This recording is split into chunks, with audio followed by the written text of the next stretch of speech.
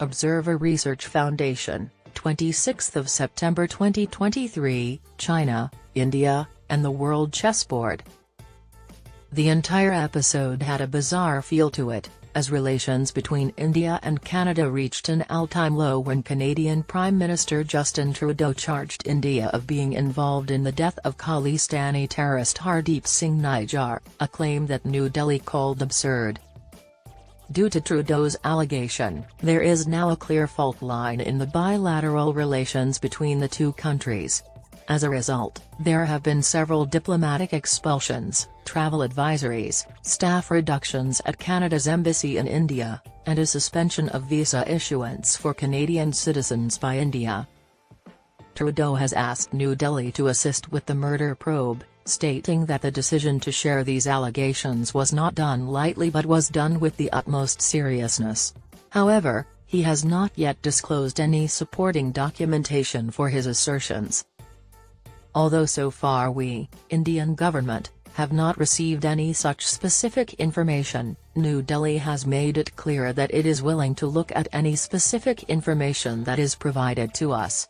Instead, India has clarified that the Canadian authorities have regularly been provided with concrete evidence of criminal activities by individuals based on Canadian soil, but this evidence has not been followed through on. And that's where the main issue is.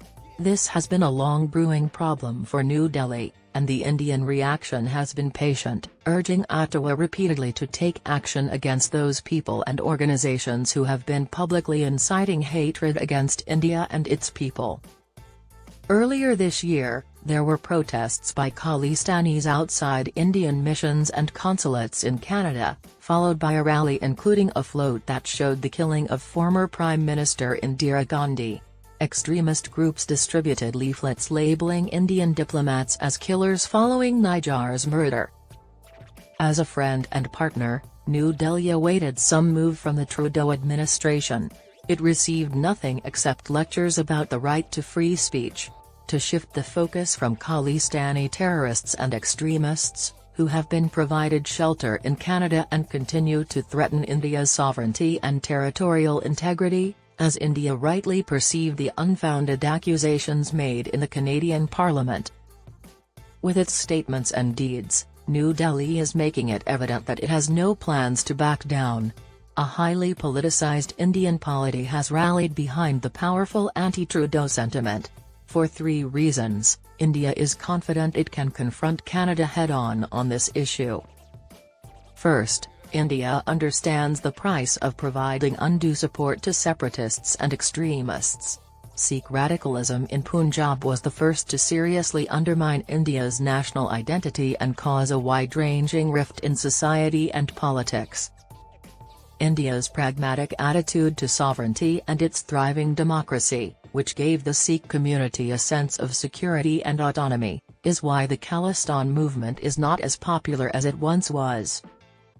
Second, New Delhi now has a rare chance to draw attention to Canada's long-standing issue with countering extremism thanks to the country's reckless actions. India had long been complaining to Ottawa that several radicals and criminals find safe havens in Canada, which serve as launching grounds for their eventual attacks on India. The Liberal Party of Trudeau's ties with all organizations that support radical ideologies are now evident to all. India may refocus the attention on Trudeau and pose some challenging questions about Canada's behaviour when he speaks about the rule of law and justice. Third, and perhaps most importantly, India has forged strategic alliances with several major international players, essential to the shifting global balance of power. Conversely, Canada has its own Five Eyes alliance, which ties it closely to the United States, the United Kingdom, Australia, and New Zealand. A decision that would have been straightforward for Western countries in the past is now complicated because it appears that the West is losing its position as the center of gravity in world affairs. Due to India's strategic importance in the Indo-Pacific, most countries wishing to be involved in the changing geopolitics must have a solid connection with New Delhi.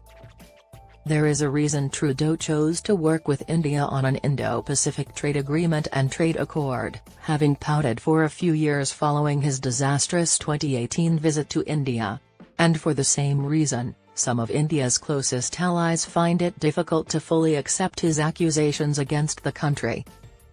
This is not to argue that things won't change or that Indian diplomacy won't face difficulties if Trudeau can present some complex data. This is only to emphasize that New Delhi can now compete with Ottawa in ways that were not conceivable in the past, whether it comes down to morals or just plain interests.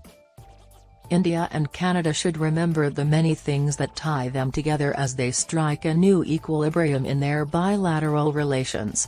However, Ottawa should know that New Delhi has many options if it takes a risk. Even though Trudeau played the dice, India now has a significant say in how things turn out.